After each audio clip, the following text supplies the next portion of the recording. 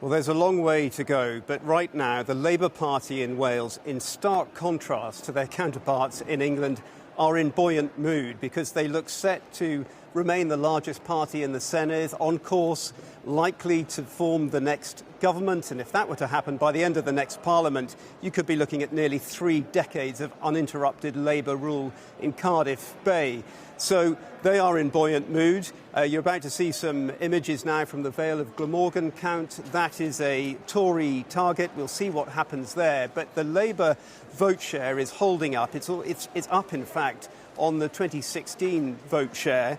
As for the Tories, not quite making the inroads they might have hoped for, but like Labour, they are benefiting from the erosion of support that UKIP had, and they may yet have their best representation in the Senedd, which would push Plaid Cymru, the Welsh nationalists, into third place. They're in a real battle. Their former leader, Leanne Wood, in a real battle right now to hold on to the Rhondda, which Labour is looking to reclaim. So with 25 seats declared so far, just a single seat has changed hands. The Vale of Clwyd has gone from Labour to Conservatives, but by a slender margin of just a few hundred votes. That block of red in North East Wales, those so-called red wall seats which were pretty much dismantled by the Tories in the general election, has held firm for Labour, bar one seat change. In terms of seats in the Senedd, Labour has 15 seats so far. Remember, it needs more than 30 for an overall majority. It's never achieved that in 22 years of devolution. The Tories have 7 seats, Plaid currently with 3. Just briefly, very briefly, why is Labour doing so well in Wales?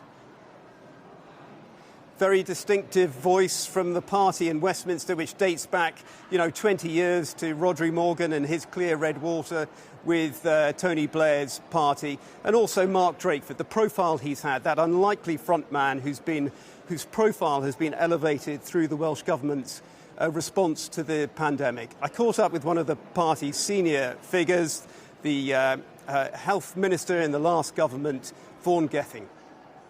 There are still a number of very tight results to come, but I think that if you told us 6 months ago that we're at this sort of point, at this point in the count, I think we'd have been pretty optimistic and positive about that. The Tories have increased their vote share too so far.